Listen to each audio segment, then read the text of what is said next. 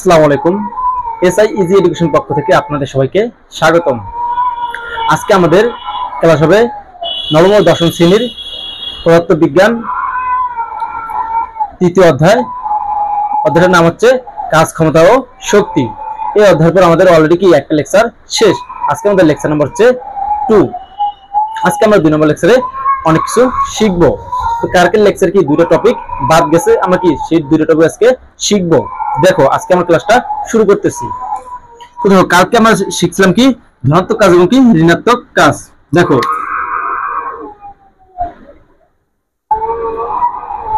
ধনাত্মক কাজ আর কি শিখলাম আমরা ঋণাত্মক কাজ। ঋণাত্মক কাজ দেখো আমরা এই দুটো কাজ শিখছিলাম, ধনাত্মক কাজ কি এবং ঋণাত্মক কাজ কি। তো দেখো আমরা কাজ সমান কি জানি, ডাব্লিউ কাজ ইকুয়াল ডাব্লিউ ইকুয়াল কাজ, ডাব্লিউ ইকুয়াল কি শিখছি আমরা এফ এস। এস কে যখন আমরা কি একটা কোণের মাধ্যমে প্রকাশ করি তখন কি লিখতে পারি, দেখো এফ এস কস থিটা। তো দেখো কাজ সমান আমরা কি জানি এফ এস অথবা কি এফ এস কস থিটা। তো দেখো এই যে ধনাত্মক কাজ কখন ধনাত্মক কাজ হবে, তো ধনাত্মক কাজ কি এটা কি আবার একটু গুরুত্ব দেখো। বস্তু আছে আর এদিক থেকে আমরা কি করলাম এই বল প্রয়োগ করছি। দেখো যেদিক থেকে আমরা এই বল প্রয়োগ করবো যে বস্তুর সরণ কি সেই দিকেই হয়।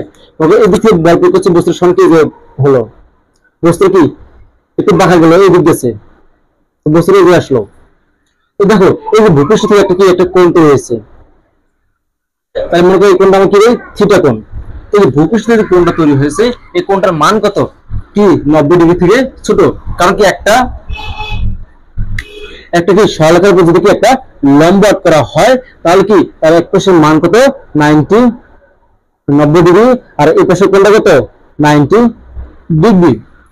তাহলে দেখো আমরা চিত্র দেখে বুঝতে পারছি, দেখো 90 ডিগ্রি থেকে এই মানটা কি অনেক কম, তাহলে আমরা বলতে পারি কি এটা 90 ডিগ্রি থেকে ছোট। তাহলে কি দেখো প্রত্যেকটা কাজের কি একটা সীমাবদ্ধ থাকে। এই যে আমাদের কি ধনাত্মক কাজটা কখন হবে, তো দেখো আমরা কি লিখছি এফ এস কস থিটা। তো থিটার মানটা কত হলে আমাদের কি ধনাত্মক কাজ হবে, প্রত্যেকটা কাজে একটা সীমাবদ্ধ আছে, কতটুকু মান হলে কি আমাদের কাজটা ধনাত্মক হবে। যদি কি হয় 0 ডিগ্রি থেকে 0 ডিগ্রি থেকে বড় এবং কি সমান যদি থিটার মান হয় এবং কি 90 ডিগ্রি থেকে ছোট, 90 ডিগ্রি থেকে ছোট। দেখো কি লিখছি আমরা 0 degree less than equal theta less than 90 degree. এটা মানে বোঝানো হয়েছে কি তোমার থিটার মানটা হবে কি 0 ডিগ্রি থেকে বড় এবং সমান, কিন্তু কি 90 ডিগ্রি থেকে ছোট। যদি থিটার মানটা কি হয় 0 ডিগ্রি থেকে বড় কিংবা কি 0 ডিগ্রি সমান অথবা কি 90 ডিগ্রি থেকে ছোট হয়, তখনই আমরা সেই কাজটি বলতে পারবো কি ধনাত্মক কাজ। এবার দেখো ঋণাত্মক কাজ।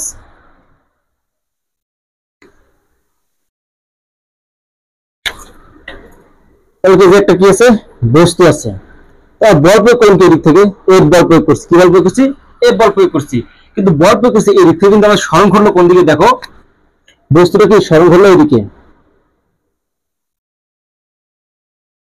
বস্তুটা কি এদিক না দিবি এদিক কিন্তু যায় নাই, বুঝতে কি হয়েছে বল প্রয়োগ করছে এদিকে বস্তুর সরণ ঘটছে তার উল্টো দিকে। যদি কি বল প্রয়োগ করার ফলে যে বস্তুর সরণ কি বলের বিরুদ্ধে ঘটে সেই কাজটাকে আমরা কি বলতে পারি ঋণাত্মক কাজ বা বলের বিরুদ্ধে কাজ।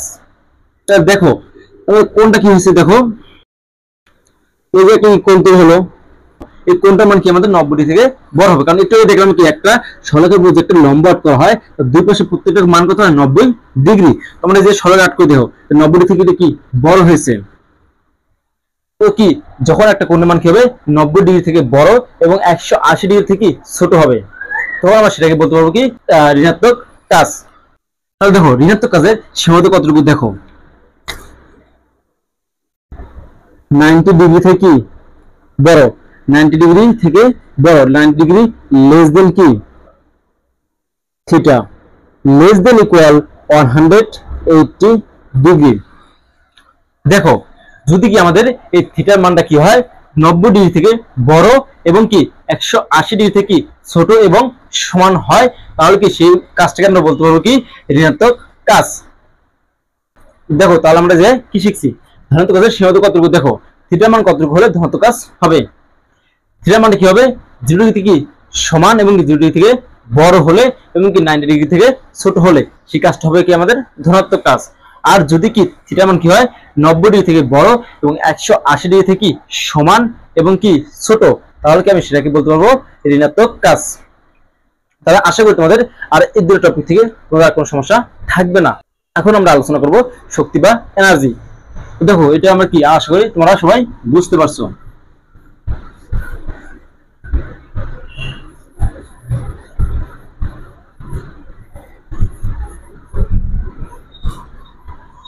দেখো এখন আমরা শিখব কি শক্তি বা এনার্জি।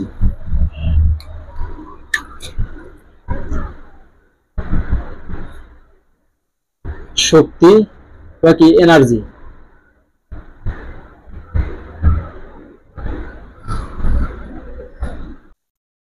তো দেখো আমরা আজকে এখন টপিক কি হচ্ছে শক্তি বা কি এনার্জি। তো দেখো আমরা প্রতিদিন কি কিছু না কিছু করি, আমরা প্রতিদিন যা কিছু করি সেটাই প্রত্যেকটা কাজে কি আমাদের শক্তির উপর নির্ভর করে। শক্তি ছাড়া কি আমরা কোনো কিছু করতে পারি না। কিন্তু আমরা দৈনন্দিন যে কাজ করি সব কাজে কি আমাদের শক্তির উপর নির্ভর করে। আমরা কতটুকু কাজ করতে পারবো সেটা আমাদের নির্ভর করে কি আমাদের শক্তির উপর। দেখো আমরা যা খাই, আমরা যে খাবার খাই সেই খাবার থেকে আমরা কি পাই শক্তি পাই। একটা উদ্ভিদের কি বেঁচে থাকার জন্য বা বৃদ্ধির জন্য কি একটা শক্তির প্রয়োজন। আর কোনো গাড়ি চলতে বা কোনো কাজ করতে বা কোনো যন্ত্র কি চলতে কি শক্তির প্রয়োজন হয়। তাহলে আমরা বলতে পারি কি যা কিছু করি না কেন প্রত্যেকটা কাজে কি আমাদের একটা শক্তি প্রয়োজন, কারণ শক্তি ছাড়া কোনো কিছু সম্ভব হবে না। তো শক্তিটা কি, আর পরীক্ষা যদি আমাদের ক নম্বরে আসে তাহলে আমরা শক্তি সম্পর্কে কি লিখবো। তো আমরা বলবো কি সহজ ভাষায় বলবো কাজ করার সামর্থ্যকেই শক্তি বলে। তো আমি এটা লিখে দিই। দেখো তাহলে দেখো কোন বস্তু কাজ করার সামর্থ্যকে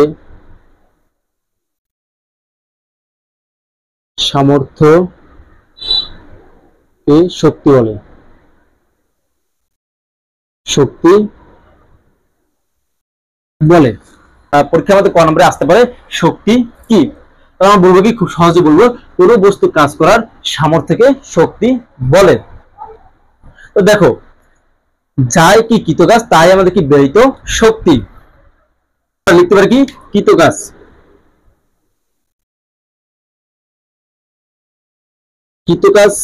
সমান কি ব্যয়িত শক্তি।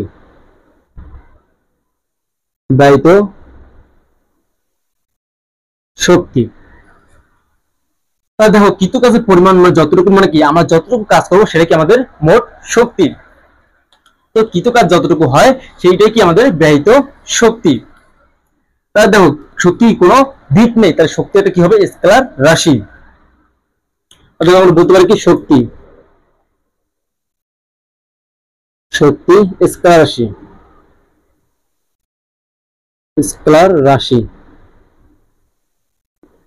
দেখো শক্তি কি একটা স্কেলার রাশি, কারণ শক্তি কোনো দিক নেই, মান আছে কিন্তু কি দিক নেই। তাহলে শক্তি কি একটা স্কেলার রাশি। তো শক্তির একক কি, দেখো কাজের একক কি পড়ছি আমরা জুল, তাহলে শক্তির একক কি হবে জুল হবে।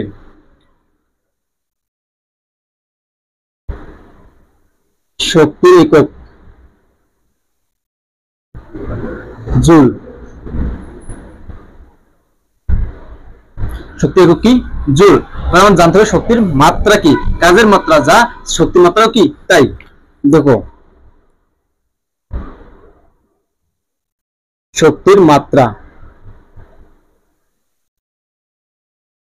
M L square T inverse 2, মানে কাজের মাত্রা যা শক্তির মাত্রা কি সেম সেটাই।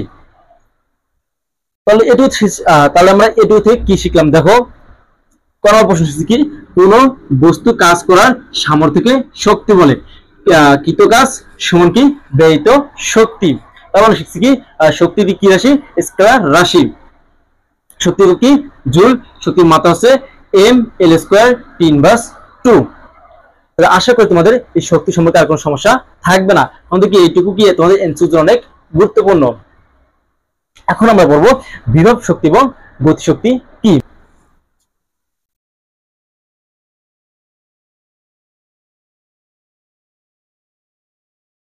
প্রথমে আমরা দেখবো কি গতিশক্তি।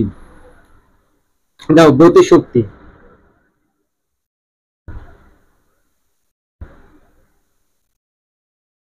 গতিশক্তি, তারপর আমরা দেখবো কি বিভব শক্তি।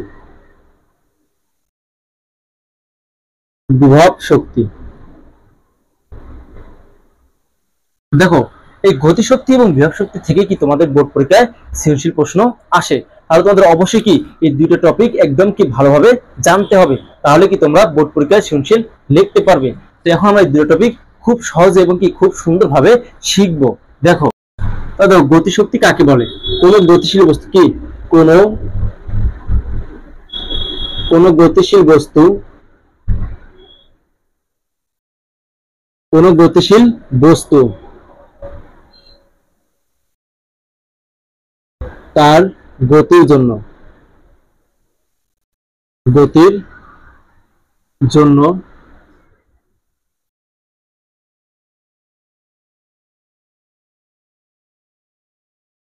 কাজ করার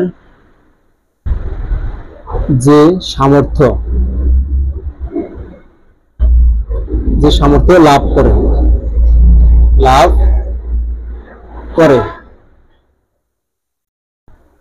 তাকে গতিশক্তি বলে।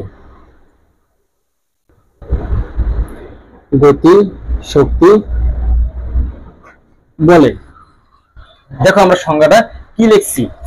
আমি বলছি কি কোন গতিশীল বস্তু তার গতির জন্য কাজ করার যে সামর্থ্য লাভ করে তাকে কি বলে? গতিশক্তি বলে। তো এবার আমরা দেখব কি বিভব শক্তি কাকে বলে।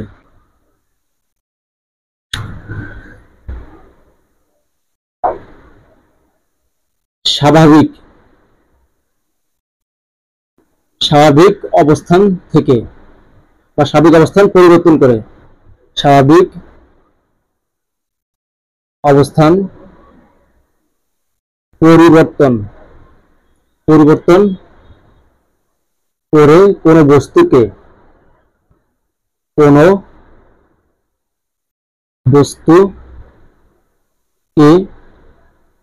এক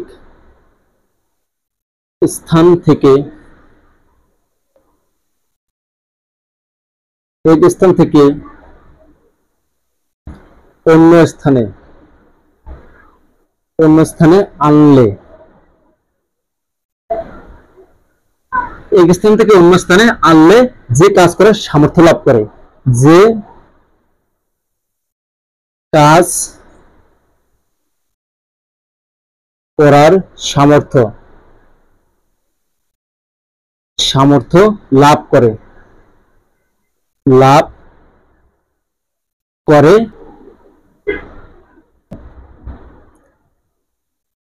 বিভব শক্তি বলে।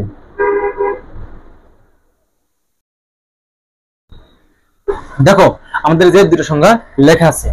তো আবার দেখো গতিশক্তি কাকে বলে? কোন গতিশীল বস্তু তার গতির জন্য কাজ করার যে সামর্থ্য লাভ করে তাকে গতিশক্তি বলে। বিভব শক্তি দেখো স্বাভাবিক অবস্থান থেকে বা স্বাভাবিক অবস্থান পরিবর্তন করে কোন বস্তুকে এক স্থান থেকে অন্য স্থানে আনলে যে কাজ করার সামর্থ্য লাভ করে তাকে বিভব শক্তি বলে। তাহলে দেখো আমরা কি চিত্রের মাধ্যমে বুঝবো। এখন দেখো মনে করো যে কি আছে, গাড়ি আছে, কি আছে? গাড়ি।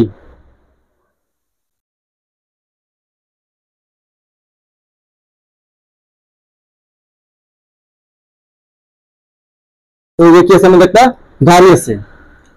তো গাড়িটা দেখো একটা রাস্তা, কি আছে? বস্তু আছে। দেখো এই যে আমাদের একটা গাড়ি আছে, কি প্রথমে কি আছে? গাড়িটা স্থির অবস্থা আছে। যখন গাড়ি কি গতিশীল হবে তখন কি গাড়ি রাস্তায় যাবে, কিন্তু রাস্তার সামনে কি আছে? পাথর আছে। তো গাড়ি যেতে যেতে গতিশীল অবস্থা যেতে কি করবে? এই পাথরটা একটা ধাক্কা দেবে। এই যে পাথরটাকে ধাক্কা দেওয়ার কারণে পাথরটা কি হবে? দেখো পাথরটা কি এদিকে আর থাকবে না, যখন ধাক্কা লাগবে তখন পাথরটা কি তোমার এই জায়গায় চলে আসবে। তাহলে ধরলাম কি আমরা এই জায়গায় চলে আসলো। তো দেখো এই যে একটা কোন গতিশীল বস্তু, তার গতির জন্য কি একটা বস্তু ধাক্কা দিচ্ছে, ধাক্কা দেওয়ার পরে কি তার স্মরণ ঘটছে। তো ধাক্কা দেওয়ার ফলে বস্তু যতটুকু কাজ করছে সেই কাজটাকে আমরা কি বলবো, গতিশক্তি বলবো। এবার দেখো স্বাভাবিক অবস্থান পরিবর্তন করে কি কোন বস্তু এক স্থান থেকে অন্য স্থানে আনলে যে কাজ করার সামর্থ্য লাভ করে তাকে কি বলে আমরা বিভব শক্তি বলি।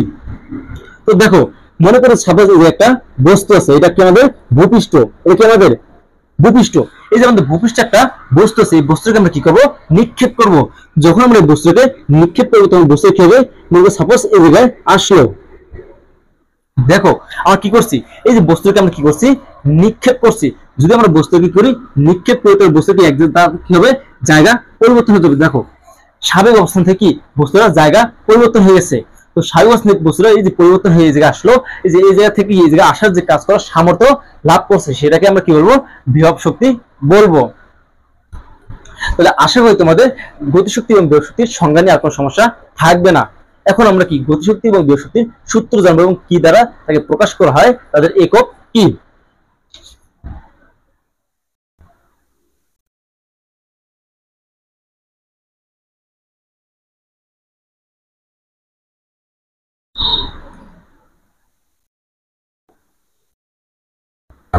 এখন আমরা কি দেখবো, সূত্র দেখবো। দেখো গতিশক্তি,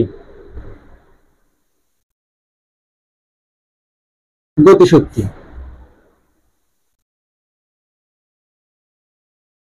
তো দেখো আমরা গতিশক্তিকে দুই ভাবে ব্যবহার করতে পারি। কিভাবে ব্যবহার করতে পারি, দেখো একটা কি বস্তু কি যখন স্থির থাকবে, বস্তু স্থির, বস্তু স্থির, বস্তু স্থির থাকলে আমরা ডাব্লিউ সমান কি বলবো, ডাব্লিউ ইকুয়াল এফ এস। তো দেখো যখন কোন একটা বস্তু স্থির থাকে তাহলে কি যতটুকু কাজ করে সেটাকে আমরা বলতে পারবো কি গতি শক্তি। এবং কি দেখো যদি কি থাকে, বস্তুর ভর, বস্তুর ভর এবং বেগ, যদি কি থাকে বস্তুর ভর থাকে এবং কি থাকে বেগ থাকে, তাহলে আমরা কি লিখবো, দেখো গতিশক্তি ইকুয়াল কি লিখবো আমরা, ই কে ইকুয়াল লিখবো আমরা হাফ এম ভি স্কয়ার। তাহলে দেখো আমরা দুই ভাবে গতিশক্তি বের করতে পারবো।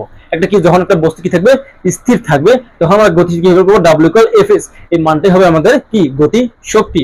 আর যখন একটা বস্তু কি থাকবে, ভর দেওয়া থাকবে এবং বেগ থাকবে, তখন আমরা গতিশক্তি বের করবো কি হবে, ই কে ইকুয়াল কি হাফ এম ভি স্কয়ার। এবার শিখবো আমরা কি বিভব শক্তি। বিভব শক্তি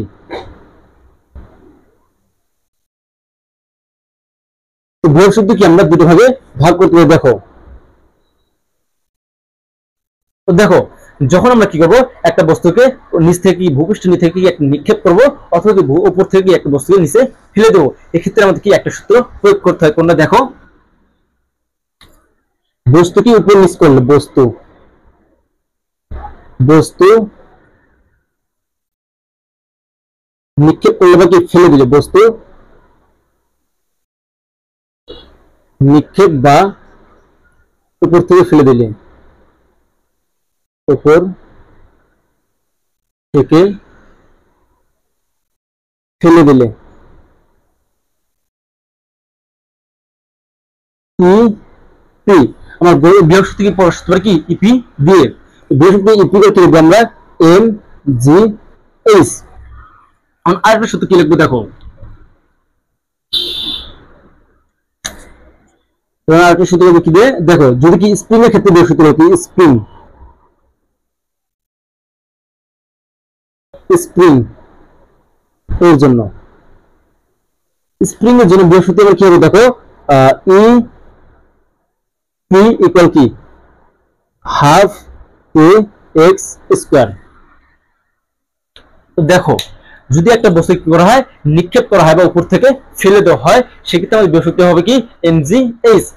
আর কি স্প্রিং এর ক্ষেত্রে সেক্ষেত্রে আমাদের কি বিভব শক্তি হবে কি হাফ কে এক্স স্কয়ার। তো যে কি আমাদের কেটা কি বা কি এক্সটা কি, তো আমরা যাও দেখো এই যে আমরা কি বলতে পারি, কে উপরে কি আমরা বলতে পারি স্প্রিং এর বল ধ্রুবক, স্প্রিং এর ধ্রুবক মান। আমাদের কি এক্স টা কি দেখো, এক্স হচ্ছে আমাদের কি স্প্রিং কতটুকু কি সংকুচিত হয়েছে তার দূরত্ব, স্প্রিং স্প্রিং এর সংকুচিত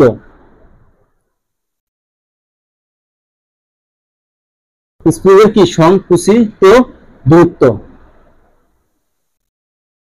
দূরত্ব দেখো কে কি কি হচ্ছে আমাদের স্প্রিং এর ধ্রুবক মান, আর হচ্ছে এক্স কি হচ্ছে স্প্রিং এর সংকুচিত মান, মানে স্প্রিং কতটুকু সংকুচিত হয়েছে সেই মানটা হবে কি আমাদের এক্স এর মান। তাহলে আশা করি তোমাদের কি এই বিভব শক্তি এবং গতিশক্তির এই সূত্র নিয়ে আর কোনো সমস্যা থাকবে না। এইভাবে সূত্রগুলো পড়লে তোমরা কি খুব সহজে একটা কি ম্যাথ সলভ করতে পারবে। তো দেখো এই যে গতিশক্তির একক কি হবে জুল, এবং কি বিভব শক্তির একক কি হবে জুল হবে। তাহলে এখন দেখো আমরা কি একটা ম্যাথ করবো, দেখো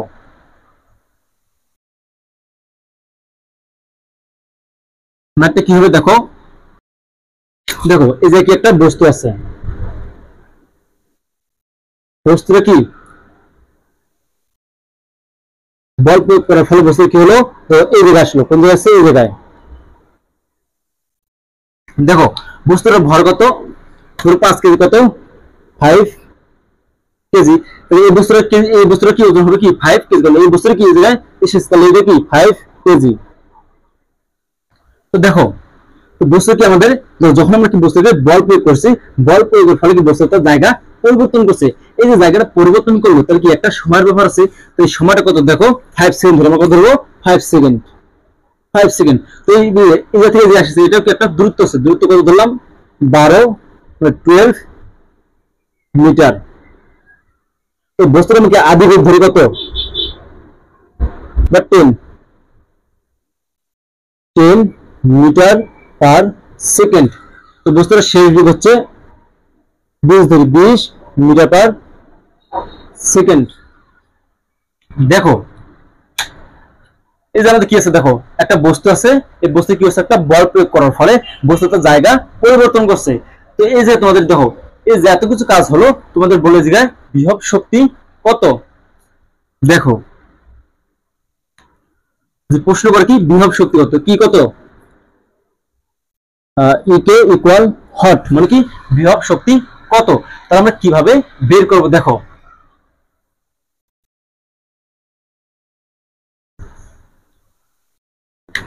তাহলে দেখো আমরা সূত্র একটু কি বললাম, দেখো যদি বস্তুটা কি থাকে স্থির থাকে তাহলে সেক্ষেত্রে আমাদের কি হবে, দেখো কি হবে ডাব্লিউ ইকুয়াল এফ এস। তাহলে দেখো আমরা লিখতে পারি ডাব্লিউ ইকুয়াল এফ এস, মানে যতটুকু কাজ হয়েছে সেটা কি আমাদের কি বিভব শক্তি হবে। তো দেখো ডাব্লিউ ইকুয়াল এফ এস সমান কি লিখতে পারি, এফ সমান লিখতে পারি এম এ এস। এখন দেখো আমাদের এই যে কার কার মান আছে, এম এর মান দেওয়া আছে, এস এর মান দেওয়া আছে, কিন্তু এর মান কি ত্বরণের মান নাই। তাহলে আমাদের কি করতে হবে, এই ত্বরণের মানটা বের করতে হবে। তাহলে কি আমার সাইডে দেখো ত্বরণের মানটা বের করি, দেখো ত্বরণ এ ইকুয়াল আমরা কি জানি ভি মাইনাস ইউ ডিভাইডেড টি। তো দেখো ভি এর মান কত আমাদের, ভি হচ্ছে কত শেষ বেগ, তাহলে কি 20 আর 4 দিবে কত 10। তাহলে আমরা কি লিখবো, দেখো 20 মাইনাস 10 ডিভাইডেড সময় কত আছে আমাদের 5 সেকেন্ড, 5 সেকেন্ড।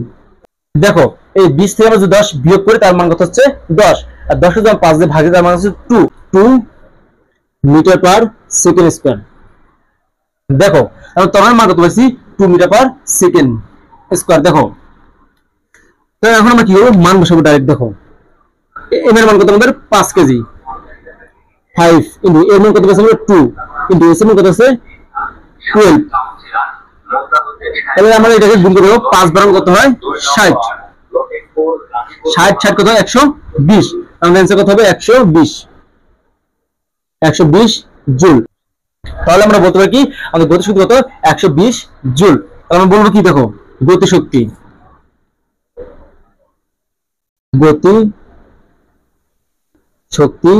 120 জুল। এটা কি আমাদের অঙ্কের অ্যান্সার হবে। তাহলে আসলে তোমাদের এই ধরনের গাণিতিক সমস্যা করতে আর সমস্যা হবে না। তাহলে আজকের ক্লাসটি আমাদের এই পর্যন্তই থাকবে। আশা করি তোমাদের কোনো সমস্যা যদি থাকে তো অবশ্যই আমাকে কমেন্ট করে জানাবে, বা কোনো টপিক্সের উপর যদি কি তোমাদের আলোচনা করতে হয় সেটাও কমেন্ট করে জানাবে। আমি সেই টপিকের উপর ভিত্তি করে কি ভিডিও বানাবো। আর কোনো টপিক যদি বুঝতে সমস্যা হয় সেটাও কি অবশ্যই কমেন্ট করে জানাবেন, তাহলে কি আমি সেটা আবার ভালোভাবে বোঝাতে জন্য পারি সেভাবে ভিডিও বানাবো। সবাইকে অসংখ্য ধন্যবাদ।